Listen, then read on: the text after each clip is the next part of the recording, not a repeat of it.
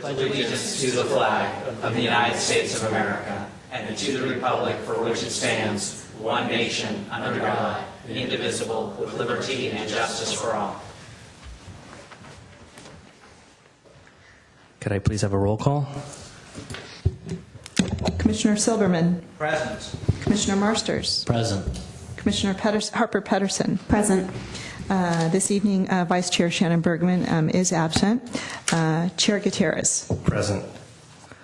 Public comment. Public comment is limited to items not on the agenda.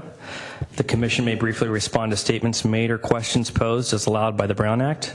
However, the Commission's general policy is to refer items to staff for attention or have a matter placed on a future Commission agenda for a more comprehensive action or report. Is there anybody here to talk on an item that's not on the agenda? Great. We're moving on to approval of minutes. Did you guys get a chance to take a look at them?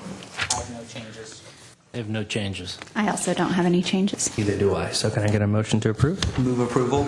Second? Second. All in favor? Aye. Aye. Aye. Public hearing. Procedures for public hearing. Staff will present a report on the history, physical features, etc. on the application, followed with the staff's recommendations. The applicant will make a presentation. Thereafter, interested members of the community may speak on the proposal. When all interested parties have had an opportunity to be heard, the hearing will be closed and no further discussion from the floor can be held. The Commission will then consider the evidence and make its recommendation. If you challenge a public hearing item in court, you may be limited to raising only those issues you or someone else raised at the public hearing described in this notice, the public notice, or in written correspondence delivered to the city at or prior to the public hearing. Speakers should fill out a speaker's form found by the door and hand it to the recording secretary prior to addressing the Commission. The speaker should come up to the microphone to speak since the meeting is being recorded. This will assist staff in preparing minutes. The first item that we have is 1001 Cedar Street, Burton Park, APN 050-301-010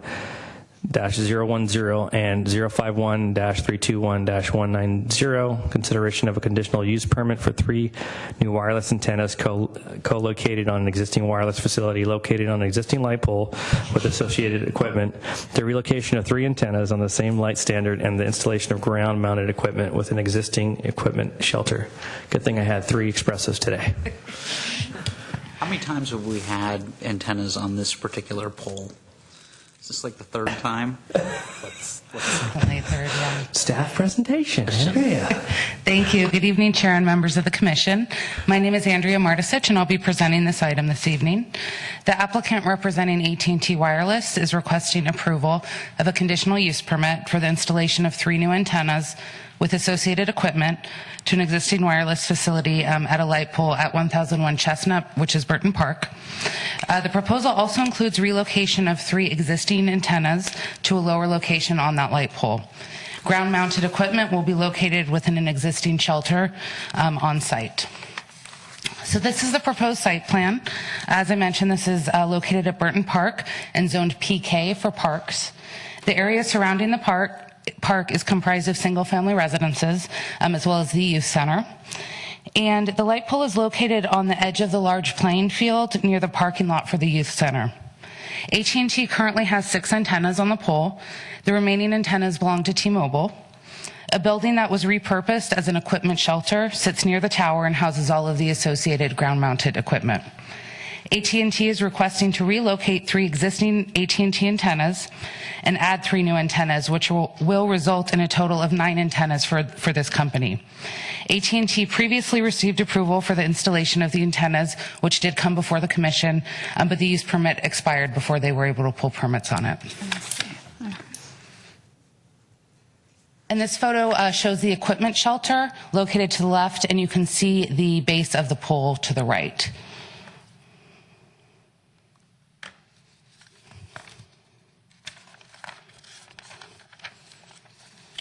So the 6 antennas that are currently on the light standard are about 54.5 feet from the ground level. 3 of these antennas are proposed to be relocated about 6 feet lower than the existing height. And 3 new antennas will be installed where those original 3 were located. This will result in a total of 9 antennas for AT&T. However, of these 9, only 3 will be net new antennas.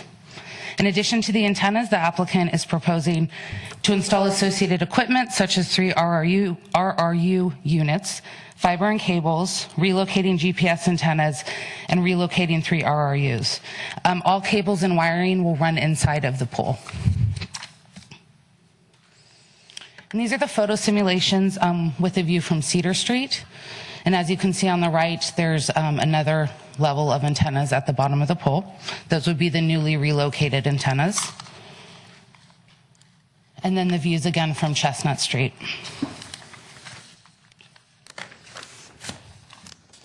The applicant conducted an EME study, which is the electromagnetic energy study, and found that at ground level, the proposal would operate at about 7.5% of the maximum allowable exposure. However, the study provided did not include all of the RF levels for the T-Mobile antennas, only some of them. So the study itself showed 3 antennas, and there's actually 6 for T-Mobile. Therefore, staff is recommending adding a condition that prior to building permit issuance, the applicant submit revised plans showing the T-Mobile antennas on the elevations, as well as a revised EME study for all existing and proposed antennas. This study shall demonstrate compliance with FCC standards prior to the issuance of any building permit. The applicant also submitted a noise study demonstrating compliance with the required noise standards. Conditions of approval will ensure that any negative noise impacts on neighboring properties are mitigated and that a noise study is conducted post-installation. An independent review every 3 years will provide continued monitoring of these types of facilities, ensuring constant compliance with the city's ordinances, which includes the noise standards, as well as FCC standards. The findings for approval are listed in the staff report and encompass safety, visibility, height and placement standards, general plan consistency, and suitability of the site. With regards to safety, an independent review every 3 years will provide continued monitoring of these types of facilities. And with visibility, placement standards, and suitability, the existing antenna support structure already has several antennas, as you're aware, on site.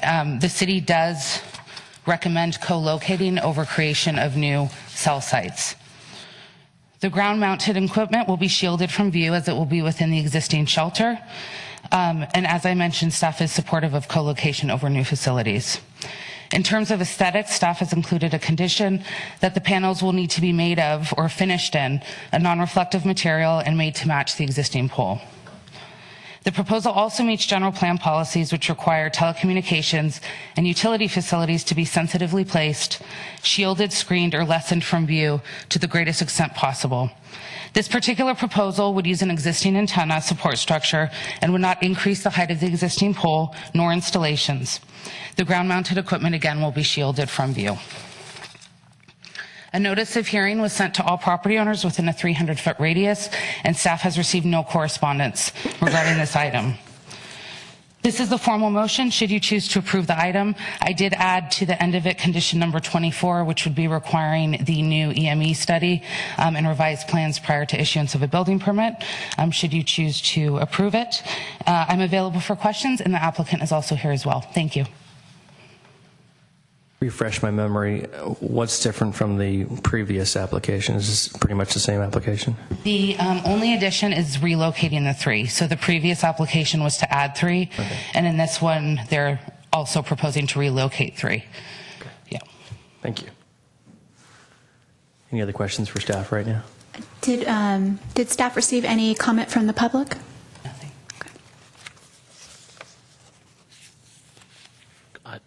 So it looked to me like the noticing area was larger on this one. There's a few pages, right? And oddly shaped to me. And I was just curious as to why, what was different this time? It looked more like it was maybe 1,000 feet rather than 300 feet. So the way our noticing software works is it takes the radius from the edges of the property. So in this case, because Burton Park is so large, it took it all the way. Property, exactly. Not from the pole itself. Exactly. That makes a lot of sense. Okay. So the second question I have for you was, and I don't know whether you'll be able to answer it or not, but this is at least the second time we've seen additions to this pole. At what point do we make a decision to require a different style pole that is better camouflaged?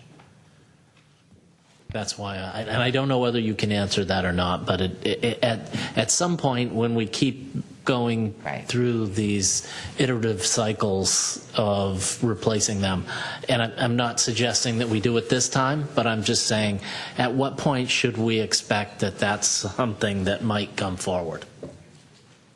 I mean, thank you. That's a fair question, very reasonable question.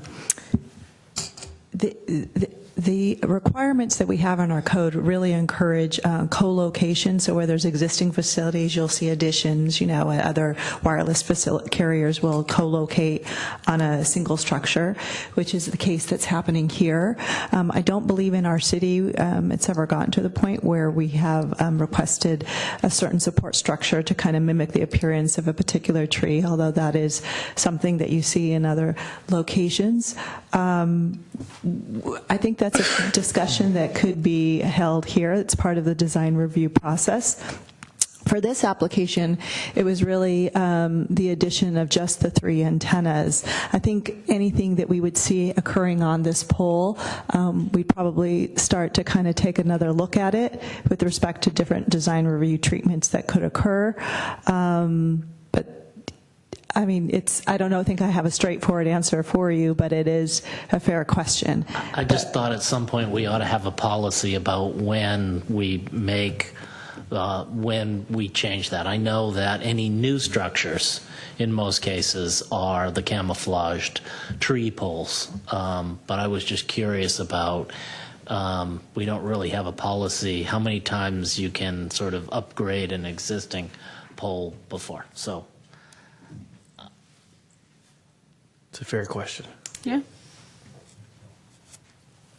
Any more questions for staff right now? Is there any public comment on this? Could you come to the front?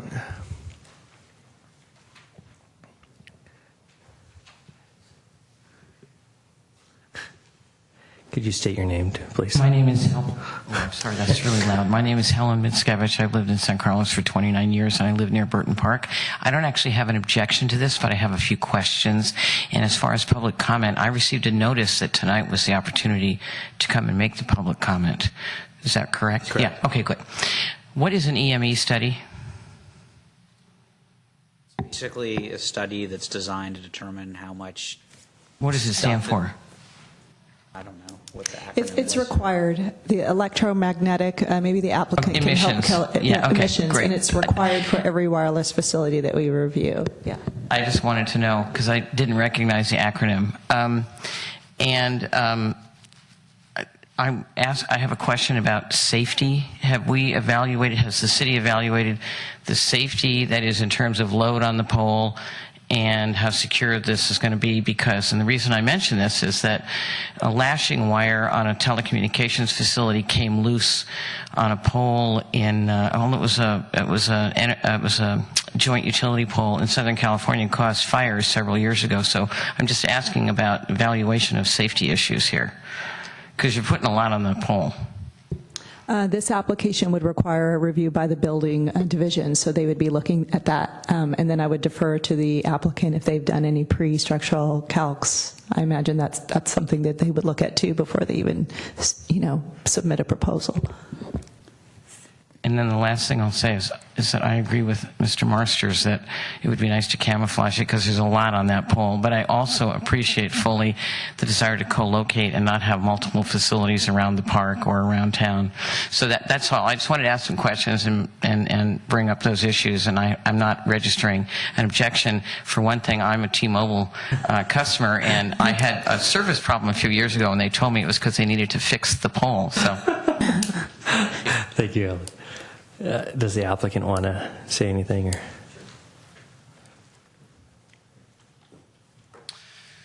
Hello, my name is David Alameda. I live at 1061 NOLA Drive in Arnold, California.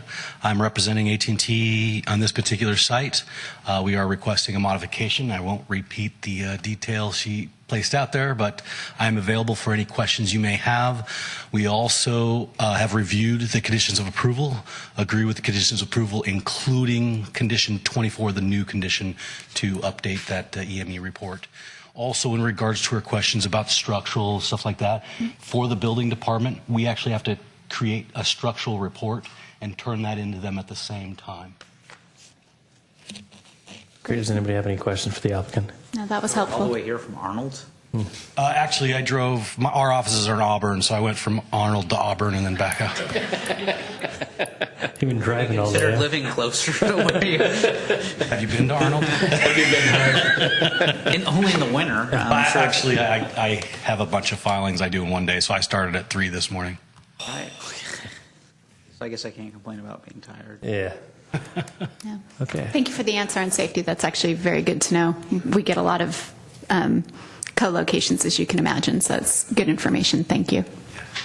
So I had one quick question about the 24-hour monitoring of the noise levels at the property line. And we have a ordinance that essentially says the noise level can't be above 45 dBAs max, okay? The thing that puzzled me is on figure 4, it shows that there's a 43.3 dBA L50 minimum, and everything seems to be above that in those time frames, and I'm just trying to reconcile the 45 dBA max with the 43.3 dBA minimum. Does that include the ambient noise as well? I mean, your calculations, like, so during the day you get road noise, stuff like that, the ambient noise. Yes. So that includes all of that. It's kind of in that calculation? Yes. Okay, so typically if you look at the hours there, you're looking at 10 to 7 a.m. That's obviously when it's cooler.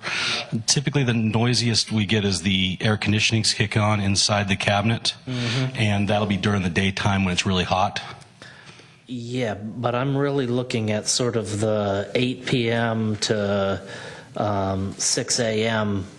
time frame, or the 9 p.m. to 6 a.m. time frame, and the chart tells me that the minimum 43.3 represents the sound coming from continuous fixed sources, such as might come from the brick building or other nearby equipment, and that's separate from varying levels due to intermittent sources, including traffic, planes, and children playing at the youth center or the park. So I'm just trying to reconcile why that number is so high, and I've got to believe that the average is higher than that based on the data that I see compared to what we know is allowed at 45. If you would like, we can do a noise study to Well, I make assumed sure we're this within was a noise limits. study because it's measurements taken on September 3rd and 4th, 2015. I'm just trying to understand, is that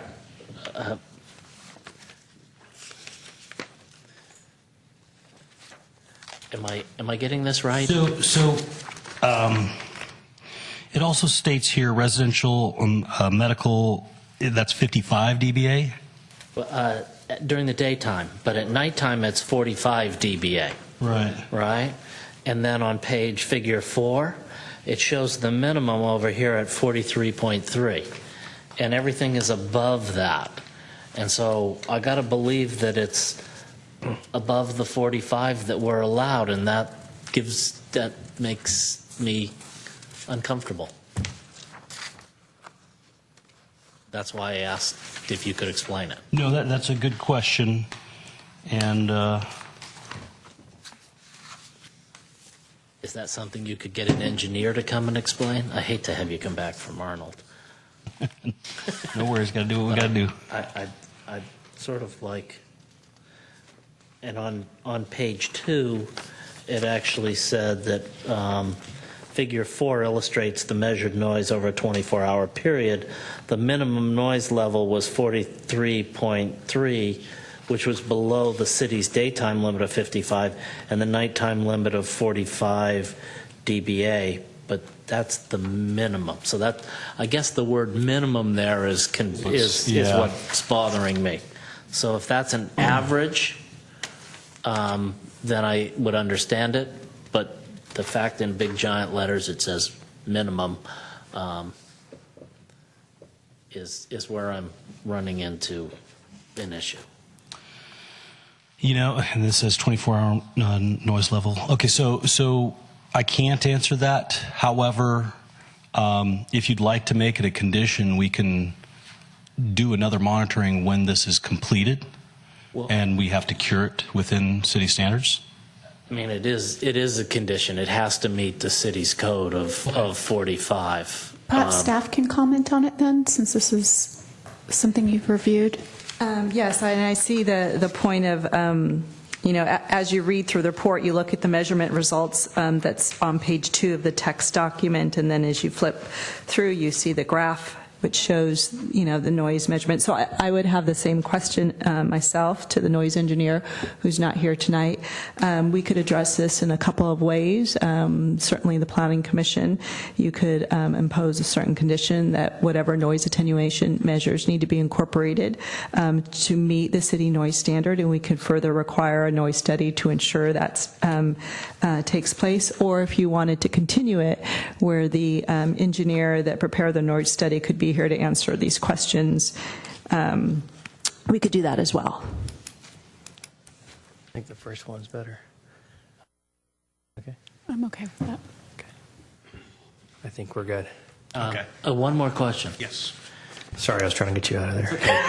Any idea what the big spike of like 80 dBA at 3 a.m. is? I'm just looking at that and going, AM is an odd number to see that 3 a.m. spike, and to be it just honest. like spikes up to 80 or 75. Yeah, I thought that was kind of That might be my interesting. baby crying around that time. She's not that far. We're not that far from there. Okay. Yeah. I'm sure you don't know the answer to that one, so.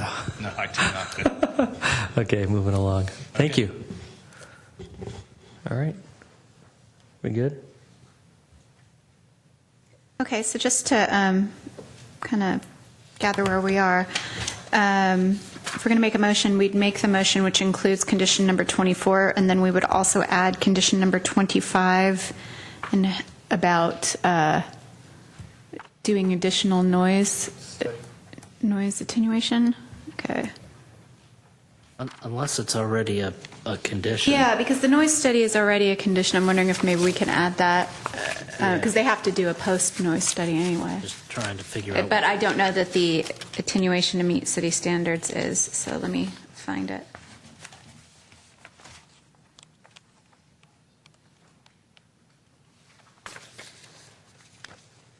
Yeah, number 15, yeah, within 45 days of completion of installation, any noise attenuation or changes to noise emitting equipment.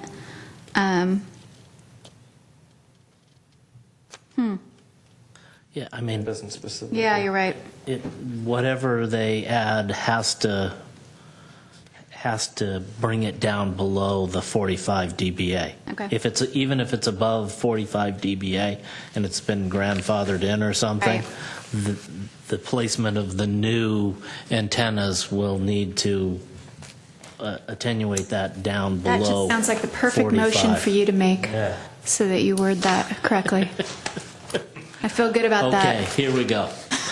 I move that the Planning Commission approve AT&T Wireless's request for a conditional use permit for installation of the 3 new antennas with associated equipment on an existing light standard, relocation of 3 antennas on the same light standard, and installation of ground-mounted equipment within an existing equipment shelter at 1001 Chestnut Street, APNs 050301010 and 051321190, based on the required findings and for the reasons incorporated in the staff report, with the addition of condition number 24 requiring a revised EME study and plans prior to issuance of a building report, and paying particular attention to condition number 15 that requires that the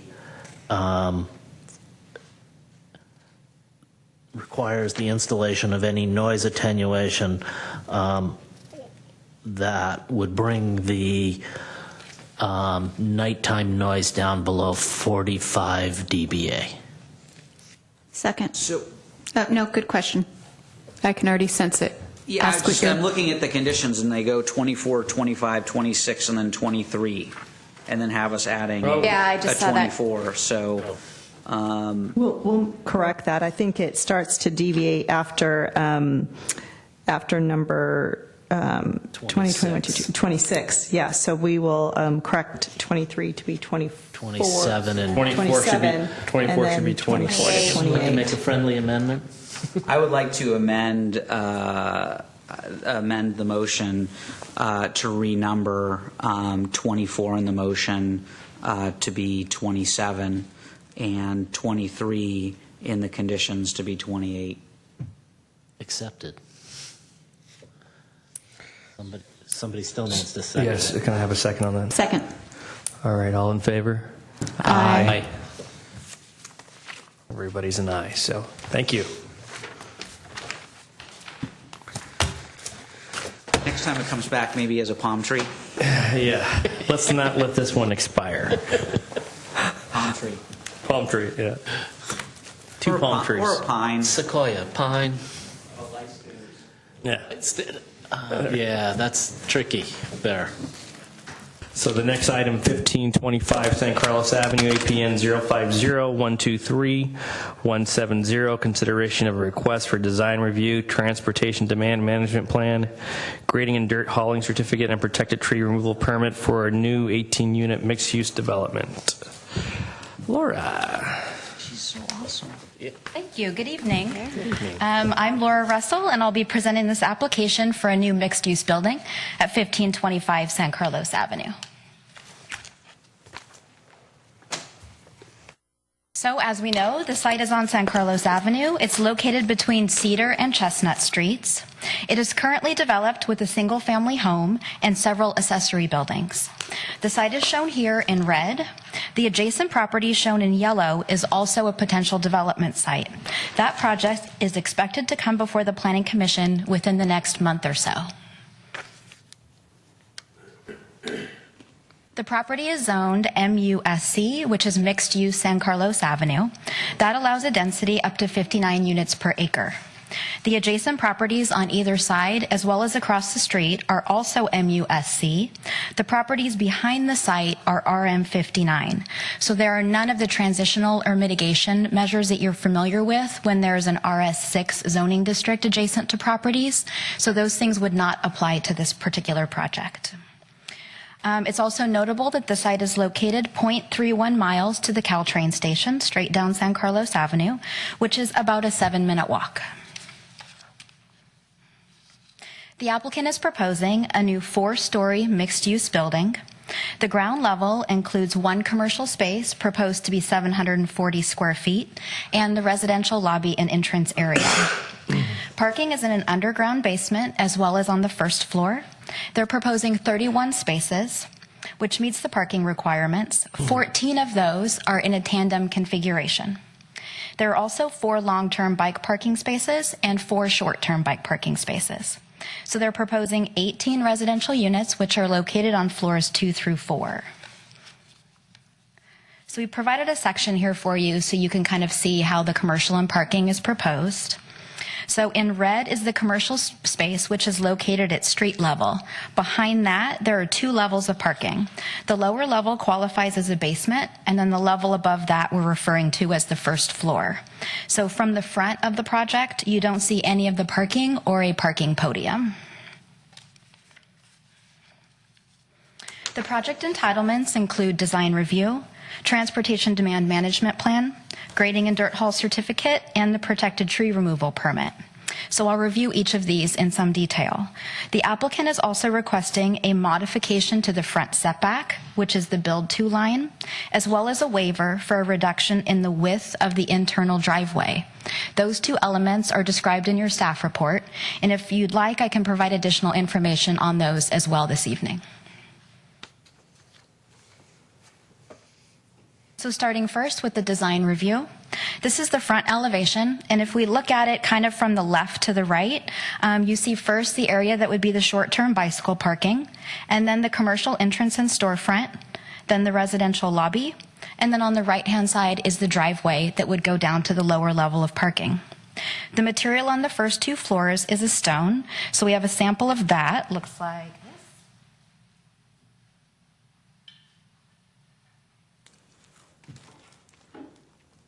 and we also have a picture of how this stone looks on a different project, and I'll pass that around so you can kind of see it. It has a pretty strong horizontal orientation when it's actually applied to projects.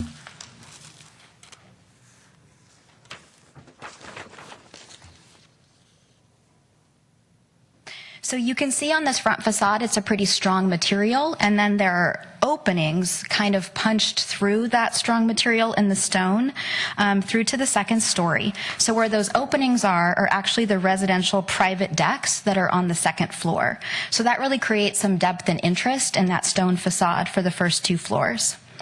The windows and the storefronts are proposed to be a bronze anodized.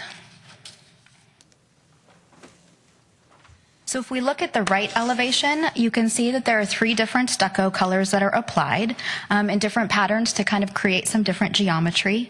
And you can see the stone from the front elevation turns the corner, and there's also an opening in that upper level on that side. The center of the building has a recess at the area of where the bedroom windows are. As you'll recall, we have the increased setback area where there's bedroom windows that you've discussed on previous projects. And there's also a projection where the decks come forward, so there's some articulation in that side elevation. So looking at the rear of the building, it is not actually entirely flat, which it does appear a little bit in this color elevation. The center portion projects towards the property line where the balconies are located, so it does have some depth and relief in the rear. And there is a row of trees that's provided in the back as well. So you can also see in the right side of this color elevation that the building does cantilever over the side setback. So if we turn that corner and look at the next side elevation. To the rear of this portion of the building, so like a little bit less than half of the building projects over, so that's that cantilever that I was just talking about. So at the ground level, there is a setback, and that provides the area for the egress, for the residents, for emergency egress to exit the building from the back. And this is the side that is adjacent to the other proposed project that's proposed on the corner that I mentioned earlier. And you can see the balconies and the row of windows and the stone that turns the corner on this elevation as well. Here is the rendering where you can see the building in context. There's an existing apartment building to the right. It's 2 stories at the front, and that building actually goes up to 3 stories towards the rear of it. You can see also here in more 3D, the openings and the balcony designs create some interesting geometry so the building doesn't appear flat or boxy. In regards to landscaping, there's new landscaping proposed on 3 sides of the building, which are the 3 sides that are not adjacent to the other proposed project. In the front, there's a couple of different planting areas that kind of create a relationship between the sidewalk and the building, as well as in that area, there's one small Japanese maple tree, which relates to that kind of pedestrian environment. The entrances to the building are proposed with permeable paving. On the right side, there's a row of fruitless olive trees, and that's the picture that we've included here on the left.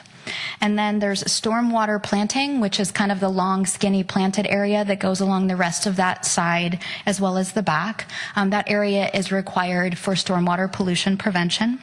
And then in the rear, there are also a row of Marina strawberry trees, and that's the picture that's included on the right. Additionally, there are 5 new street trees.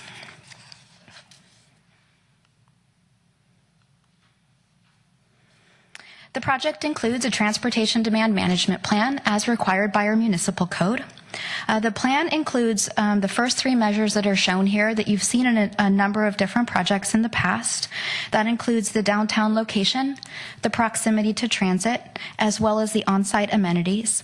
But I would like to draw your attention to the fourth item. The applicant is proposing with this project subsidized transit passes. They are proposing to provide Clipper cards, which would be worth $40 per month for each unit for 5 years.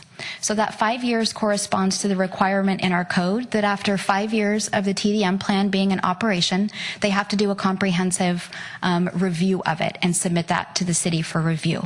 So they've made that commitment to provide those Clipper cards for the first 5 years. So at the 5-year review time, if the project would meet the 20% trip reduction, then the city would, consider that they've met their requirement.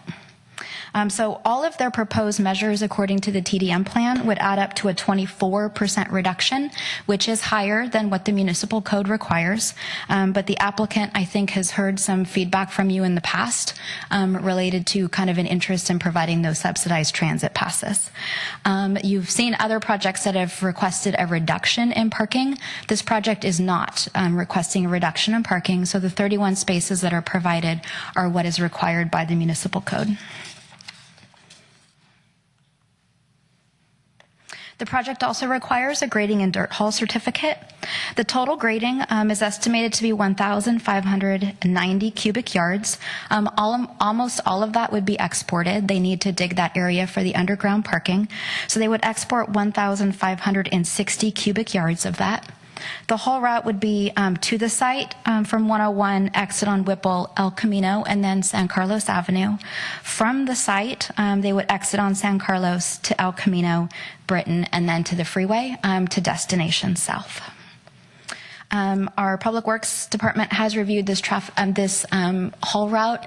They are going to have a traffic control plan, which will be subject to the review by the Public Works staff because of the location of the site and the ability of trucks to turn into it. You can't turn immediately left onto the site from San Carlos Avenue. So that will be part of the normal Public Works review when they apply for that permit. They're also applying for a protected tree removal permit. They're proposing to remove 30 trees on site. 9 of those are protected. So those are highlighted here with the yellow circles. You can see that they're distributed pretty much throughout the site. So there would not be a feasible way to protect these or save these trees and build the kind of mixed-use building that's proposed at this location. The replanting plan includes 13 trees. All of those are a 24-inch box size and 5 street trees. The varieties are the ones that I described earlier.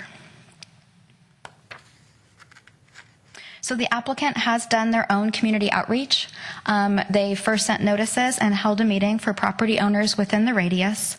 The concerns from that meeting were mostly related to parking. At that time, they did not have the full number of parking spaces that the code requires. At that time, there was discussion about doing a reduction. They revised their design in regards to circulation and parking and a few other things from staff. And then they sent an update letter to property owners to let them know how the design had changed and solicit any additional comments. They also did some outreach to the immediately adjacent property owners of the apartments that are behind and to the side of the project to make sure that the tenants of those buildings were notified of the public hearing tonight and of the project. The city's public notice was, of course, also mailed in anticipation of this meeting. Staff has not received any comments directly other than the neighborhood acknowledgement forms that are included in your packet tonight.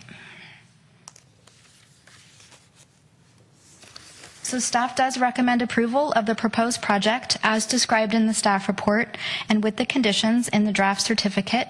So the formal motion is here on the screen if you wish to approve the project tonight.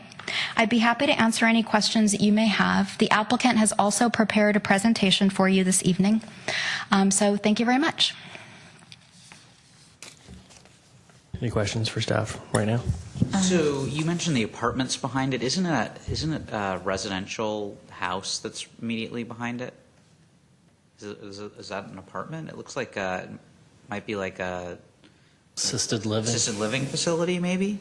You're correct. I was generalizing a little bit. There's an apartment immediately adjacent. And then there's a little bit, the property line shifts a little bit. The main neighbor to the rear provides housing and services. I don't know the details of which, and I believe that there are 6 units there. But the applicant has done outreach to that property manager directly, so they may be able to elaborate on that as well. Yeah, I mean, I just, this isn't to you, this is to the developer, I guess, and I mean, maybe I'm the only one who feels this way, but just looking at the rear elevation of the development, I mean, it's, in my view, it's not very attractive at all, and it's fairly massive, and I would frankly not want to be immediately behind that if I was a residence, but I mean, the developer can certainly address whether they spoke to the owner of that property. Thanks. I had one question, sort of along the lines of what David was talking about. On the north side, the left side, as you call it, there's that big sort of wall that doesn't really have any breaking up of the massing of that wall. And the way it's described in here is that it's because there's another project coming next door that that area won't be seen. So it's hard for me to judge. I don't know what that project is going to be. Is it 2 stories? Is it 3 stories? Is it 4 stories? So can you give us a little bit of detail about that project? I know it's a month away, but if you could sort of give us some idea of what is there, we might have a little more comfort in having a wall that's that big. I can definitely give you an outline of what the proposal is. It's all part of the public record now, so it's not, it's perfectly reasonable, I think, for you to ask for that information. So the corner building is proposed on that shared property line. The proposed building would be on that property line for the majority of that extent. Okay, so the property line that is shared, that building is proposed on that property line for most of it. And this one is on the property line. Does that mean they're going to be touching? They won't literally be touching. So when we planners say on the property line, it's very close. What ends up happening is when they go through building permit plan check, they're required to account for the way that buildings move in an earthquake. And so depending on how the building is designed, they're typically going to be offset by a few inches, depending on that building design. And so the exact Shake into placement, each other? so they don't hit each other in an earthquake. Right? So they sway, but you have to sway on your own property. You can't sway over the property line. Okay? So when the building permit plan check process happens, both buildings would be evaluated to make sure they don't do that. And there's best practices for locating portions of the building that are on the property line. And we expect in that same area that there will be a 4-story building along that area. That's correct. If that project were approved and constructed, then along that portion that does not have the same level of facade articulation, there would be a building located there. So right now, what's proposed is a 4-story building.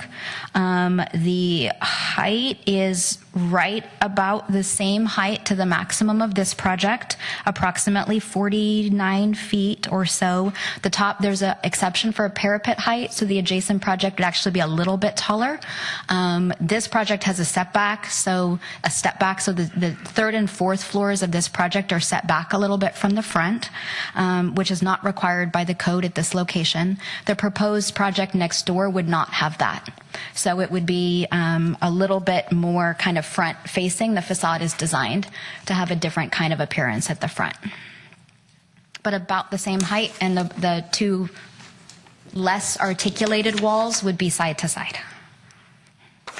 Laura, what are you holding right now? Just notes, or is there a design there that we can take a gander at? Just a blank piece of paper. She wants us to think there's a design on it. Making this up on the It's a fly. blank piece of paper. That's the old blank paper push. You should not, I don't think you can sort of, Yeah, well, since it's going to be on an upcoming Yes, and public the next meeting meeting. and agenda for you at a very soon date, we wouldn't want to do anything to jeopardize that public hearing. But you can imagine that the massing is similar, the height is similar, and the shared property line this building is primarily on that shared property line. And the architects did coordinate on this. They looked at each other's plans and kind of, looked at some of the site planning to show where that lines up.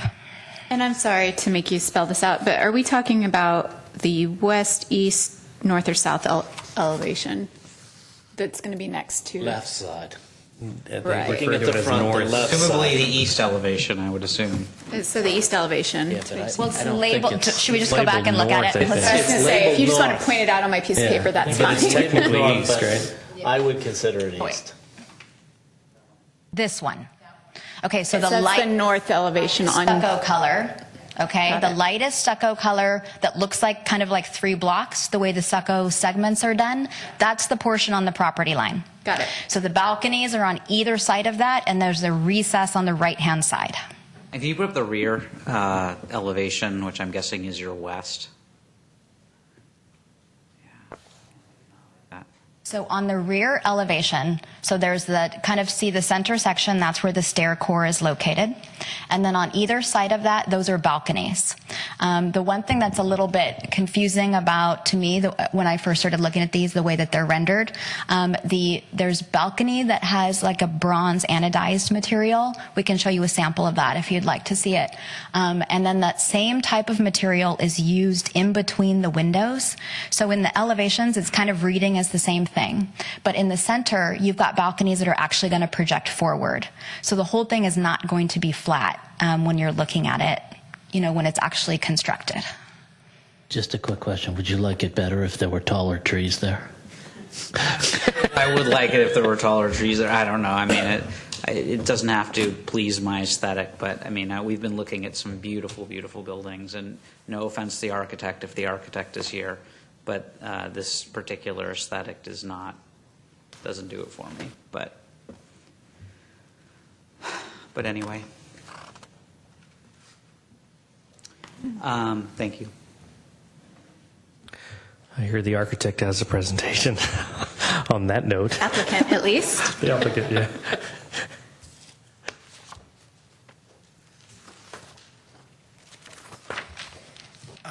My name's Matt Niasmich. My brother Dan here. We're the applicants actually on the project. Toby and Casey with Levy Design, the architects are here, so they can get into little details. But just wanted to introduce myself, let you guys know who we are, and just give our thoughts on the project. So Dan and I and our family, we grew up on the peninsula. We live in Burlingame now with our families, and we've been in construction and in real estate for a while now. As we've discussed, our plan is for this building to be a for-rent apartment building, and our intention is to try to build a beautiful, high-quality project, and for it be something that we can hold in our family and be proud of, and be a good neighbor with the city. It's a big commitment for us, but we think it's a great spot for this kind of building, and we're hoping for a mutually beneficial, long-term relationship with the neighborhood and the community that goes on for many years. We are really excited about the project. We think the location so close to downtown and so close to transit is really going to make it a dynamic, vibrant spot.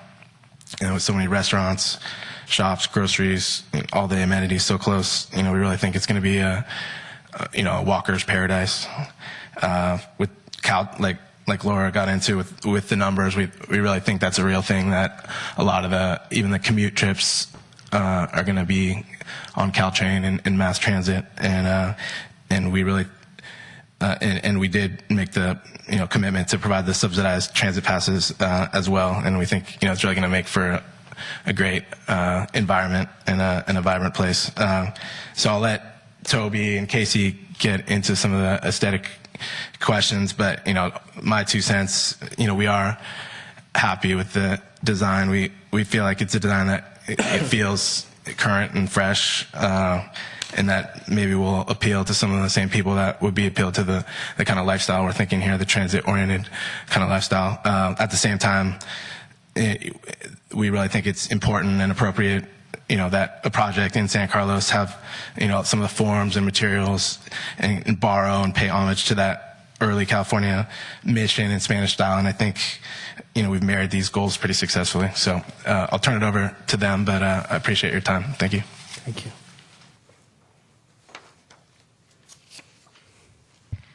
Commissioners, my name is Toby Levy. I'm the architect for the project. And just to talk a little bit about our neighbors, you can see that we're proposing an 18-unit building amid blocks that have multi-unit housing, all of a similar density.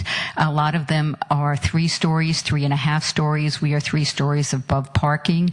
The big difference with the new zoning is that we are fronting our building with the commercial space, so it provides a buffer for any residential uses on San Carlos Avenue.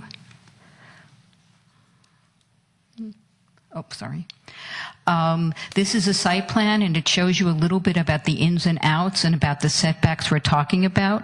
We are actually proposing a greater setback on the front in deference to the building to the bottom of the page, the west side building, but we also have articulated all the facades with greater setbacks.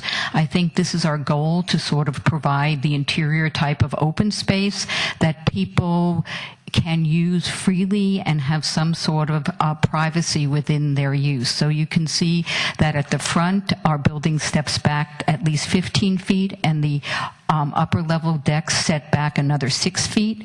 In the rear, you can see that we're setting back at least 16, almost 17 feet from the rear where the decks are, and that's also articulated. So although it does read flat in that colored elevation, there's actually no more than like 25 feet of the building that doesn't have an in and out or recessed deck. On top, you can see the proposed building, to the top of the page that they are proposing, and they actually have a little recess where our deep inset is for the building. Here is the ground floor level. We are proposing an entry through basically a planted garden into our lobby space, while the commercial space is directly open through the street. This is a subtle way for giving people the indication of which is public and which is semi-public. The parking goes down a bit for this parking, and then has a ramp up. So as Laura said, behind the 2-story commercial space is actually the remainder of the parking. Even at this level, we keep our setbacks both from the side and from the rear. Actually, both sides. This is a typical building elevation. This is the second floor. You can see that the decks provide ins and outs. We try to provide decks that actually don't totally stack each other, so you can get more light into the units. The 1-bedroom unit that abuts the building to our quasi-north, you can see that has over a 20-foot deck, but the living room looks out to the street. So it's always our idea that you feel like you can see beyond your own building and see beyond. Again, the rear units, the privacy is provided by the stairwell in between the units, and also articulated to the rear neighbors. The building steps back on the 3rd floor more, and we provide light wells to the units below. So again, that we try not to have too much stacking, so you can get natural light into all your decks. And here's the 4th floor. In looking at the architecture, these are the buildings that are actually quite around us, and as Matt mentioned, we really do want to celebrate the early California sort of mission style, not the Mediterranean that it's become, but also a simplistic, yet having a modern take. And the 1537 San Carlos is actually the building immediately adjacent to us. So we actually have chosen a sort of more modern architecture, but in looking for it, we actually based it on, this is the President's House in Stanford. It was designed by a woman architect who also happened to be married to Herbert Hoover, our 31st president. And so when looking for like that simplified, deep recesses, trellises, we were looking for an architecture that celebrated that type of movement, and this just happened to come across our desk. So again, the two-story reed is meant to pick up the 2 stories of the building next door to us in the stone. You can see the transparencies to the decks. So although we're providing decks directly on San Carlos, they will have basically stone walls inside and outside, so they'll feel really usable. And then the upstairs decks also set back a little bit more, and you can see the shadow of their trellises that we're proposing on either side. We really wanted to have this building having a sort of a less massive feel, hence the break in the building where the garden entry is, trying to make the first story, the parking, read at a smaller scale and embrace, so it looks like 2-story, and the back story is set back more. So the whole massing of the building will appear less. I'm available for any questions. Do you have like a rendering of the back? No.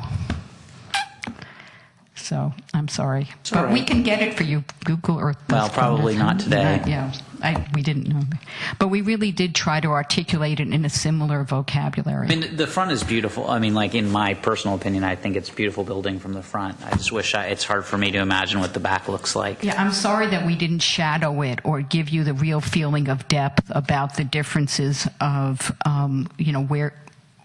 where all the setbacks and the decks are. One deck protrudes, the other deck goes back, so that ribbon windows you see are actually, just in 2 areas where everything else is set back.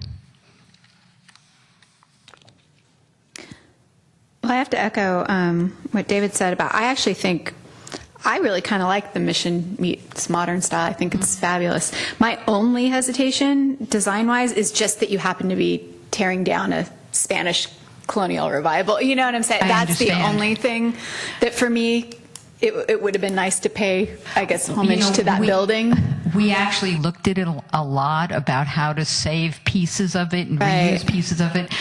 And it's a cute house, but you actually, when you go to look at it, none of the elements are, sort of worth preserving, whether it was the front door. I mean, we really looked, the front door, the window, it's actually the cute scale of it, and so we couldn't do that. But we actually did consider seeing if we could reuse some of the pieces. Good to know. And then we did survey a lot of the buildings in the neighborhood and found out that, there are many buildings. We're not destroying the heritage of San Carlos by taking down this one building, because we found 30 within the immediate neighborhood that is of that same era, the same scale, give or take better, worse detailing. So it's not like removing the history of San Carlos if we remove this building.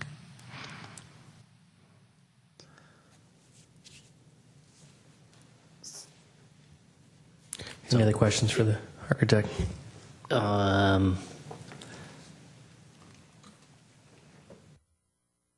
Is the landscaper here?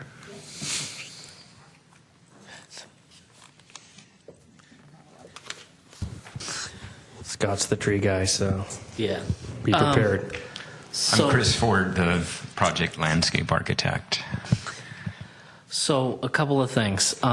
It seems like the trees on what you call the south side, which is the right side of the building, those are fruitless olives, and it looked like they're multi-trunked and going all kinds of different directions, yet they're planted really close to the side of that building there.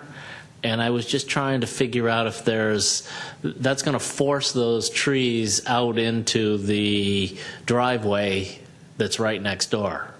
Does that make sense?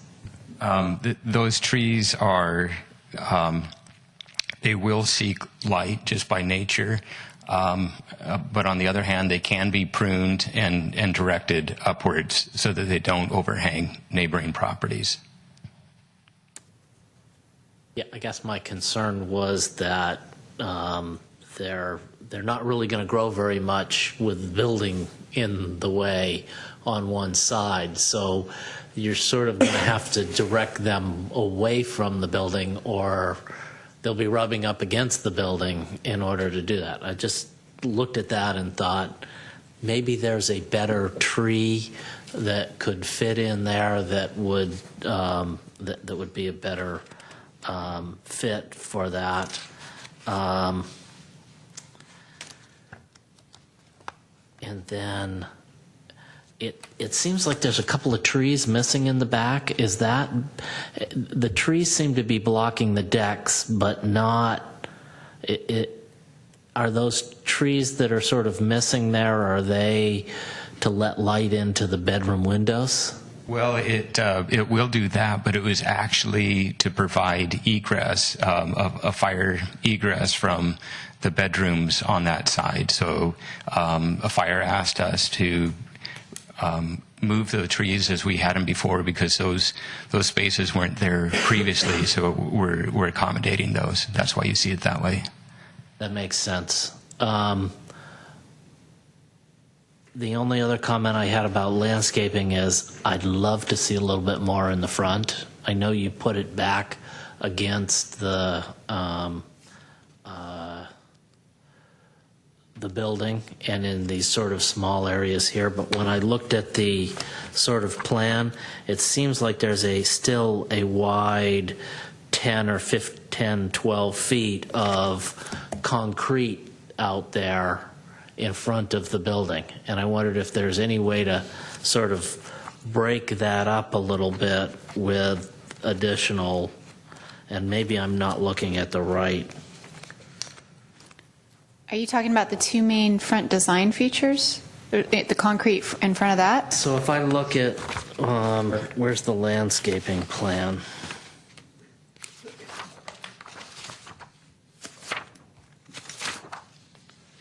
Sorry, Scott, I think I was with you up until there. I couldn't quite see. So it was, Seems to me like there's quite a bit going on.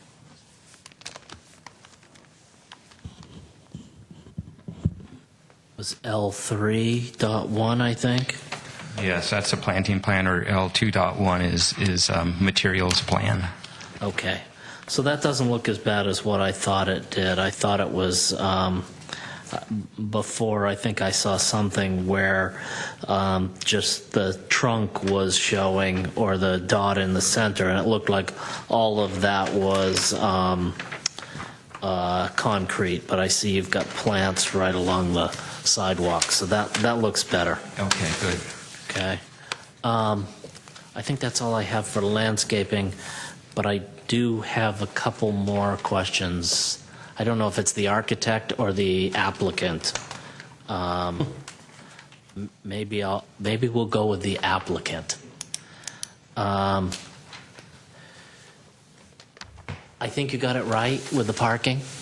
I really do. I think you got 31 spots, and I think that's really nice. I think you've got guest parking there. So thank you for really focusing on providing enough parking. I think a lot of times that's something that's missing in a lot of these, and they try and jam everything that they can in without actually providing guest parking. And I know it's not necessary, but it really makes it easier for somebody like me to say, yes, that works. My question would be, those 5 guest spots, do you have additional spots for and you're not required to have any spots for the commercial piece, but one thing to think about might be the flexibility of using those guest parking during the day as spots for the commercial space, and then turn them into guest spots on the weekends and in the evenings. Sort of a flexible parking space that would also be nice, because we've been struggling with not being able to, because of the code, sort of have any required parking for the commercial, but having those parking spaces as flexible would go a long way towards you know, not creating a parking problem, especially on that street. Let's see what else. So, construction hours. I know this is going to be right in the middle of 3 other apartment buildings, and so I wondered if we want to consider sort of squeezing down those construction hours a little bit to more like 8 to 5, and how you'd feel about that. Yeah, in regards to your first question, I think that's accurate. There, we did not dedicate any specific parking to the commercial space, but that is a good idea that we should consider the way to use the guest spaces, and maybe have as we get to that stage, you know, write a plan or a procedure where those could be used. Another idea, we'd be willing to extend the subsidized passes to the employees of that store too. That would be, I think that would be a good idea to continue to encourage that kind of behavior. And that was just a suggestion. It's not something that you're required to do under this. I just think that might make your project an even better project. That's a good idea. And yeah, you know, I think we'd be willing to consider, we'd be willing to accept, you know, a little compressed working hours in consideration to our neighbors, although you may have, you know, the other neighbor to deal with too. So we wouldn't want to be held to a different standard than them. But well, that sounds reasonable to me. That's sort of why I'm saying that, is I have a feeling that these sort of infill projects with lots of apartment buildings around it, it's a little tougher for them to there's a lot of people versus sort of something that doesn't that has commercial around it is a little easier to. That seems reasonable. And then dust control, we want to make sure that we do the same type of dust control that we've done. And the last one I had was, I noticed in the draft code compliance, what was it, number 7, the Public Works Department. This time this said no grading will be permitted between October 1st and April 30th. I thought there was always sort of an exemption in there for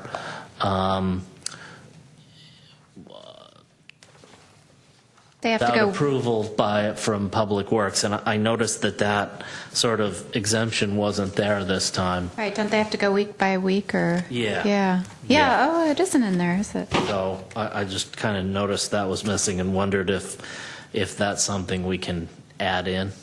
Yeah, we can surely clarify that, because that's we can take the language that's straight out of the code that provides that flexibility or that discretion. That was all I had. Thank you. All right, is there anybody from the public that'd like to speak to this item? Okay. And if you could do me a favor and state your name. Yes, my name is David Galley, and I own the property to the right of this project. I think it'd be a nice addition to the neighborhood.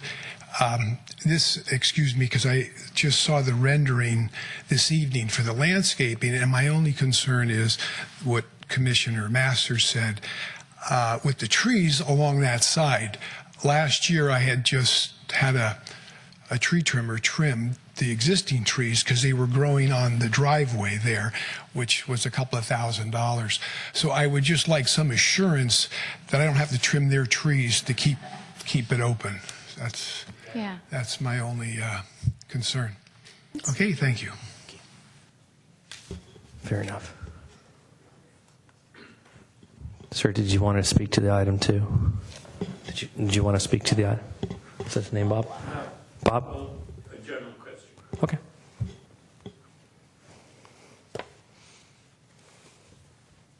I'm Bob Black, 585 Dartmouth, San Carlos. I'm concerned about parking and driving in and out of the building. If I read the renderings correctly, the driveway exits and enters along San Carlos Avenue. And San Carlos Avenue is pretty busy. Seems to me like that's a little bit dangerous. And I would like to know how the applicant plans to handle that.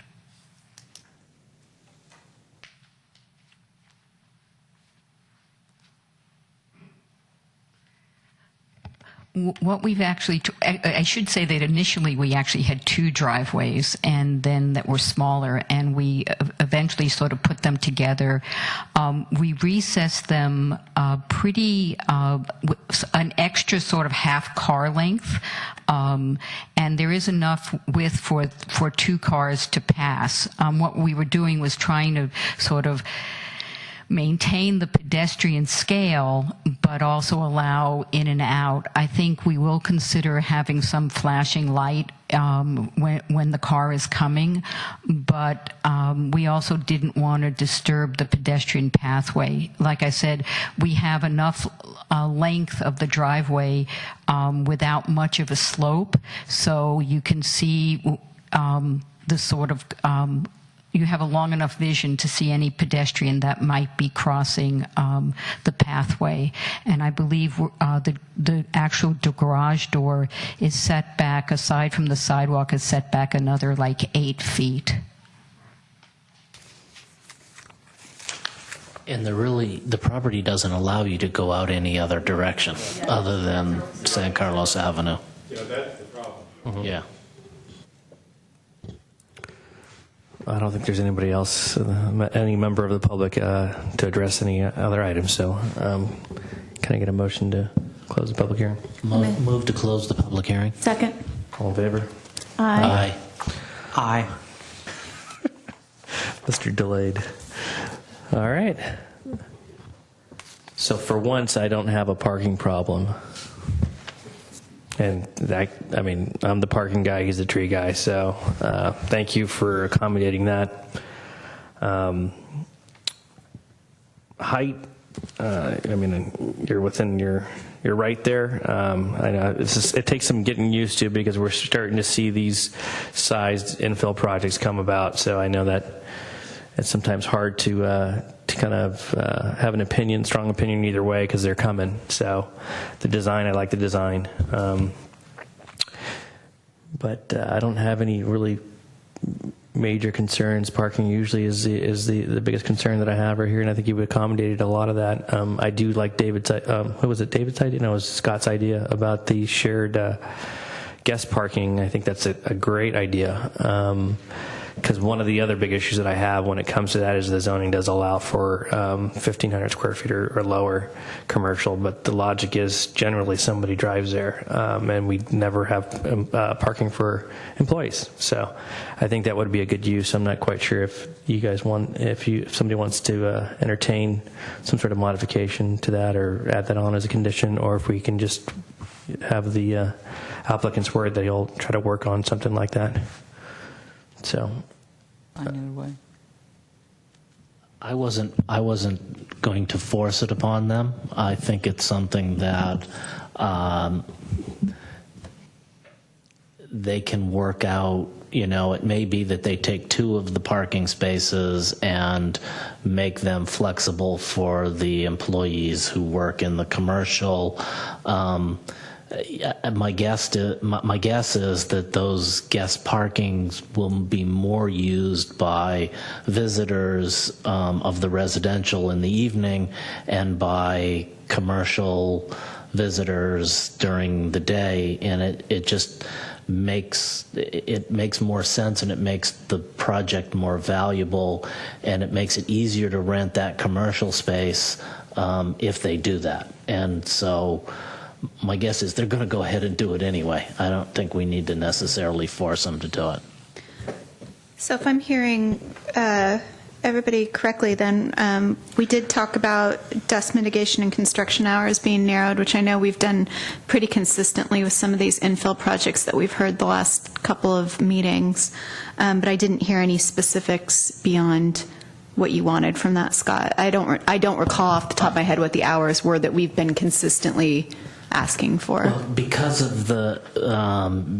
a lot of these things are in the downtown, I think our construction hours, we've sort of limited them to 8 to 5 or 8 to 6 or something like that, so they don't, Monday through Friday. The dust control, we've got a pretty standard thing for that. The only other two things that I had was I'd like to give the developer some flexibility in the landscaping on the species of trees to the right, what I call the right, they call the south side, to the apartment. Is it the west side? It's called south in the plan, so that they can work with the neighbor to come up with a tree that works for both of them. And then the other thing was to modify the draft code compliance so that the grading will be allowed on a week-by-week basis as per the code, because I think that's part of the code, isn't it? Okay. Okay, that all sounds good to me. What triggers having below market rate? At what point do they need to have below market rate? Below market rate housing is required for projects that are ownership, and because the applicant is proposing this to be rental, they'll be subject to what we refer to as the affordable housing impact fee versus providing the units on site as ownership. And then if you don't do that, we have an affordable housing in lieu fee, but this one will be subject to the affordable housing impact fee. There's no affordable units that the applicant's proposing. Yeah. So Transit Village just did it voluntarily? Well, I wouldn't say voluntarily.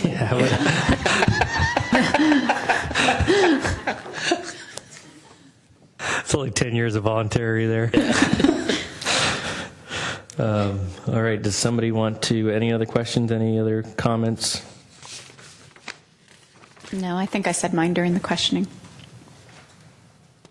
Okay. Is there a formal motion somewhere? I move that the Planning Commission grant approval of design review, transportation demand management plan, grading and dirt haul certificate, and protected tree removal permit approval for a new 18-unit mixed-use development location at 1525 San Carlos Avenue, APN 050-123-170, with the additional condition that construction only occur between 8 a.m. and 5 p.m. Monday through Friday, and our standard dust mitigation plan. Can I have a second? There were two other things as a friendly amendment. One was to allow flexibility in the tree species on the right or south side to for the project. Accepted. And the second was for the draft code compliance to allow how do they describe it here? Week by week. Week by week. Yeah, week by week of the grading. Accepted. So with those two modifications, Second. We got a second. All in favor? Aye. No opposition.